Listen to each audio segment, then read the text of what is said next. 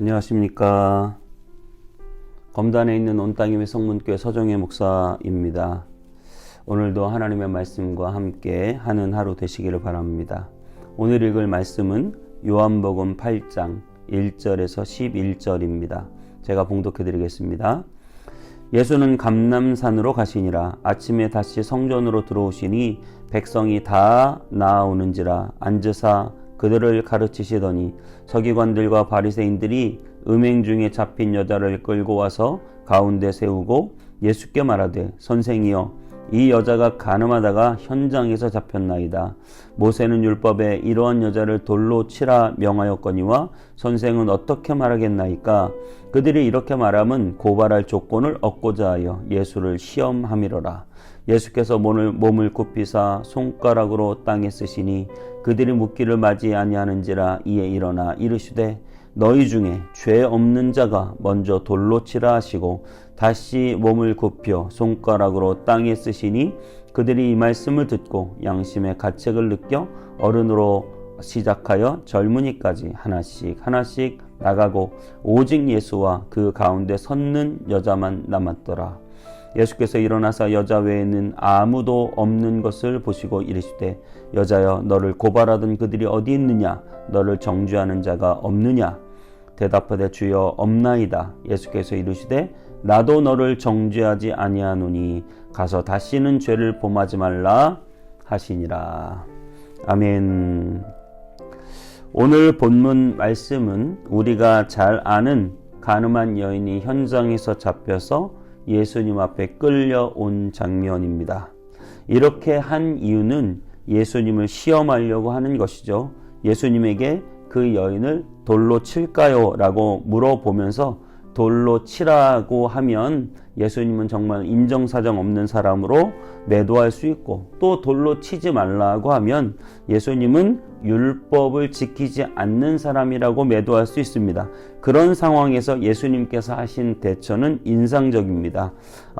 바닥에 어떤 글씨를 쓰셨습니다. 이것이 사실 굉장히 무슨 말인지 사람들의 궁금증을 자아내는데요. 바닥에 어떤 글씨를 쓰시면서 사람들에게 그렇게 말하는 것이죠. 죄 없는 자가 돌로 치라. 그랬을 때 사람들이 돌을 다 하나하나씩 내려놓고 뿔뿔이 흩어져 버리고 말았습니다. 그리고 마지막으로 그 여인과 예수님과 만났을 때 예수님께서, 나도 너를 정죄하지 않는다. 가서 다시는 죄를 짓지 말라라는 말로 마무리를 하셨습니다. 당시 예수님께서는 공식적인 활동을 하시면서 바리새인들과 굉장한 갈등이 있었고, 오늘 우리가 계속 보고 있는 이 요한복음에서도 여러 곳에서 바리새인들과의 갈등이 나와 있습니다. 그리고 바리새인들은 미워했고 어떠한 계략을 꾸며서라도 예수님을 잡아 죽이려는, 곤경에 빠뜨리려는 그러한 계략들이 있었습니다. 오늘 현장도 마치 그러한 계략이 눈에 좀 보이는 것 같습니다. 굉장히 이상한 것이 많습니다. 그것은 남녀가 간음하는 현장을 덮쳤다는 것이죠. 사실 남녀가 탈선을 한다고 해도 현장을 목격하는 것은 요즘도 쉽지는 않습니다. 그런데 그들을 현장에서 잡았다라고 하는 것은 굉장히 어려운 일일 것입니다. 지금처럼 CCTV나 카메라 영상이 있는 것도 아닌데 말입니다. 그리고 두 번째로는 왜 남자는 없는가 하는 것이죠. 레위기 20장 10절에 보면 남녀를 다 끌어다가 돌로 쳐 죽이게 되어 있었습니다. 남자는 아마 도망갔을 것이죠. 아니면 남자를 도망가게 내버려 뒀을 수도 있습니다. 바리새인들이나 서기관들의 계략을 꾸민 어떤 그런 하수인 남자일 수도 있고, 이미 사전에 예고된 범죄의 여자를 끌어들였을 수도 있습니다. 문제는 예수님을 잡자는 것이 목표였고, 거기에 이 여자가 무언가 함정에 빠져서 사용받고 있는 그런 모습 같기도 합니다. 어쨌든 이런 상황에서 만약에 여자가 너무 불쌍하니까 돌로 치면 안 된다고 하면 바리새인들은 율법을 어겼다 그러면서 오히려 예수님을 돌로 치라고 할 수도 있는 굉장히 급박한 그런 상황입니다. 그런데 예수님은 역시 예수님이시죠. 예수님께서 어떻게 하십니까? 누구든지 죄 없는 자가 이 여자를 쳐라, 그렇게 말씀하시면서 바닥에 글씨를 쓰십니다. 굉장히 유명한 장면이라 다 아실 텐데요. 굉장히 우리 궁금해하죠. 과연 땅바닥에 뭐라고 글씨를 쓰셨을까? 뭐라고 쓰셨길래 저렇게 사람들이 꼼짝 못하고 뿔뿔이 흩어져 버렸을까? 통상적으로 학자들은 두 가지를 이야기합니다. 하나는 그들의 범죄를 썼을 것이다. 그런데 모르겠습니다. 짧은 문장으로 그 많은 사람들이 함께 공감할 수 있는 죄를 썼을 수 있을까?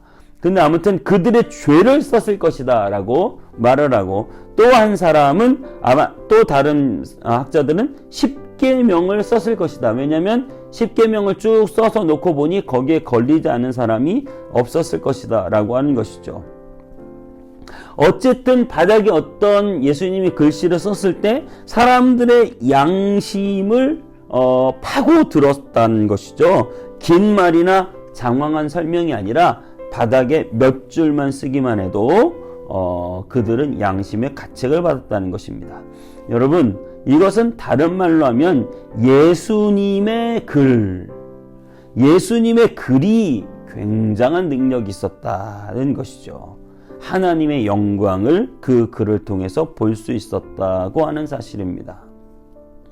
여러분, 잘 생각해 보세요. 당시 예수님을 죽이려던, 예수님의 말에는 콧방귀도 안 끼던 그들도 예수님의 그 글 몇 자에 양심이 찔려가지고 다 돌아갔습니다. 그런데 우리는 예수님을 구세주로 믿는다고 하면서도 예수님의 이 엄청난 말씀이 성경에 기록되어 있고 주일 설교를 통해서도 엄청난 말씀이 선포되고 있는데, 여러분 다 도를 내려놓고 돌아가십니까? 여러분의 양심에는 정말 그 말씀이 심령 골수를 찔러 쪼개는 말씀이 있습니까? 정말 여러분, 하나님의 말씀이 역사되는 여러분의 심령이 되시기를 축복합니다. 그 잔인한 바리새인 서기관들도 전부 다 돌을 내려놓고 예수님 앞을 피해 도망갔습니다. 말씀 앞에 벌벌 떨며 그들은 물러설 수밖에 없었습니다. 그것이 말씀이 말씀되는 능력입니다. 여러분의 심령에도 그런 말씀의 찔림과 역사가 있게 되시기를 축복합니다.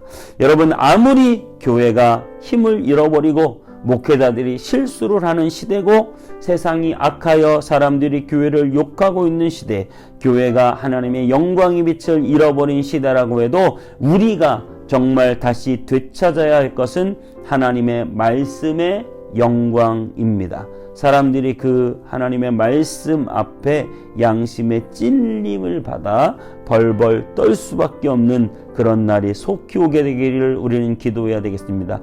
오늘 우리가 속한 교회에 하나님의 말씀을 맡겨 놓으셨습니다. 하나님의 말씀은 양심을 깨웁니다. 하나님의 말씀은 능력 있어서 사람들을 변화시킵니다. 하나님은 오늘도 하나님께 예배하는 자들에게 하나님의 말씀으로 그들을 깨우쳐 주십니다. 하나님의 음성이 그들에게 들릴 때 그들이 들고 있는 돌을 다 내려놓게 됩니다. 말씀이 넘치는 곳에 내가 잘못해도 내가 한 것도 아니고 돌을 맞아도 내가 맞아야 한다고 생각합니다. 그러니까 잘못을 해도 내가 한 것이고 돌을 맞아도 내가 맞아야 한다는 그러한 어떤 마음의 감동이 저 여자가 아니라 내가 잘못한 거구나, 이런 생각을 하게 된다는 것이죠. 여러분, 돌을 왜 내려놓았을까요? 어떤 깨달음이었을까요? 그 양심에 강력하게 파고 들어온 말씀의 능력. 우리 모두 돌을 맞을까봐 성전 마당에서 벌벌 떨고 서 있는 여인처럼 우리도 모두 그런 사람이구나. 나도 저 여인과 별반 다르지 않구나. 예수님의 말씀이 들려올 때 우리의 본 모습을 깨닫고 돌을 내려놓게 되는 것입니다. 여러분, 때로는 우리가 그 신앙생활을 하다 보면 너무 쉽게 돌을 들어 치려고 합니다. 타인을 비판하고 말을 퍼뜨리고 서로 비방하고 정죄하는 데 빠릅니다. 여러분, 우리는 서로 용서하고 세워주고 우리의 들었던 돌을 내려놓아야 합니다. 남의 죄를, 남의 눈 속에 있는 티만 보지 말고 내 눈 속에 있는 들보를 봐야 합니다. 하나님의 선명한 말씀 앞에 우리의 죄를 먼저 깨닫는 우리가 되시기를 축복합니다. 여자여, 나도 너를 정죄하지 않는다. 예수님의 따뜻한 음성이 있습니다. 예수님의 따뜻한 음성 앞에 그 여자는 이제 내 모든 죄를 다 용서받는구나 라고 생각했을 것입니다. 저와 여러분, 예수님의 용서함을 깨닫게 되시기를 축복합니다. 예수님의 그 용서하심이 여러분에게 있게 되시기를 바랍니다. 여러분, 예수님께서는 우리를 어떻게 용서하셨습니까? 그 돌을 우리 대신 맞으셨습니다. 여러분, 이것이 제가 깨달은 굉장히 중요한 깨달음입니다. 예수님이 우리 대신 돌을 맞으셨습니다. 우리가 맞아야 할 모든 돌을 예수님이 십자가에서 온몸으로 맞아 주셨습니다. 예수님 부드럽게 여자를 용서하십니다. 그리고 그 여자에 대해서 묻지도 따지지도 않습니다. 그냥 용서해 주십니다. 나도 너를 정죄하지 않겠다라고 말씀하십니다. 모든 사람은 정죄할 자격이 없습니다. 그런 자들은 다 도를 들었지만 내려놓고 떠났습니다. 이 세상에 유일하게 그 여자를 정죄할 수 있는 분은 바로 예수님이십니다. 그런데 그 예수님도 나도 너에게 도를 들지 않겠다고 말씀하십니다. 나도 너를 정죄하지 않겠다고 말씀하십니다. 그리고 나서 예수님은 지금 무엇을 바라보시는 것입니까? 이제 얼마 후에 내가 너 대신 돌을 맞겠다. 내가 너를 정죄하지 않는 이유는 내가 무슨 착하고 선량한 사람이어서가 아니라 내가 네 대신 돌을 맞기 때문에 나도 너를 정죄하지 않는 것이다 라고 하는 것입니다. 여러분, 예수님의 그 용서, 예수님의 용서는 그냥 용서가 아니라 예수님께서 친히 십자가를 지시고 내 모든 죄를 다 지시고 하신 용서라는 사실을 기억하시기 바랍니다.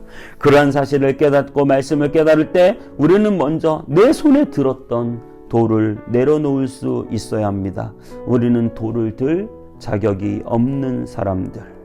우리는 그저 그분의 은혜에 감격하고 그분 때문에 내가 살았다는 사실에 감사하고 영원한 생명을 약속받았다는 사실에 감사하며 이제는 내가 어떻게 살아야 하는가? 다시는 죄를 짓지 말라는 그 추상 같은 말씀 앞에 내가 어떻게 살아야 되는가 생각해야 합니다. 다시는 죄를 짓지 말라는 예수님의 그 한마디 외침은 어떤 대가가 있는 것인가? 저 십자가 위에서 자신의 모든 몸을 다 찢겨 나를 위해서 죽이시고 내 대신 돌을 맞으신 그 마음을 기억하게 되시기를 축복합니다. 그리고 그분의 죽으심이 헛되지 않도록 다시는 죄를 짓지 말라는 그 음성을 추상처럼 여기며 살아가는 저와 여러분 다 되시기를 주님의 이름으로 축복합니다. 그리고 우리는 그분의 영광을 위해서 살아가는 저와 여러분 되시기를 주님의 이름으로 축복합니다. 기도하겠습니다. 예수님, 수많은 사람들이 돌을 들었습니다. 그들은 돌을 들 자격이 없는 자들이었습니다. 오직 예수님만 돌을 들 자격이 있었습니다. 그런데 예수님은 오히려 돌을 들지 않고 그들의 돌을 다 내려놓게 하셨습니다. 주님, 내 손에 든 돌이 있습니까? 내가 누구를 정죄하고 비판하고 있습니까? 내 손에 있는 돌을 내려놓게 하여 주옵소서. 우리도 그 여인과 똑같은 죄인입니다. 우리도 그 여인처럼 돌에 맞아 죽을 수밖에 없는 죄인입니다. 그런데 예수님께서 내 대신 돌을 다 맞아주셨고 나도 너를 정죄하지 않는다라고 하는 그 말씀은 내가 너를 위하여 십자가를 지고 내가 너를 위하여 죽겠다. 내가 네 대신 돌을 다 맞겠다. 그러니 다시는 죄를 짓지 말라고 하신 그 예수님의 말씀을 마음에 새기기를 원합니다. 나를 위해서 십자가를 지신 주님의 사랑을 마음에 새기게 하여 주시고 다시는 죄를 짓지 않도록 우리를 이끌어 주시옵소서. 간절히 원합니다. 우리가 이제는 주님의 그 놀라운 은혜로 살았으니 주님의 영광을 위해 나도 내 몫의 태인 십자가 지고 주님 뒤를 따라가는 우리의 삶이 되게 하여 주옵소서. 감사드리고 예수님의 이름으로 기도하옵나이다. 아멘.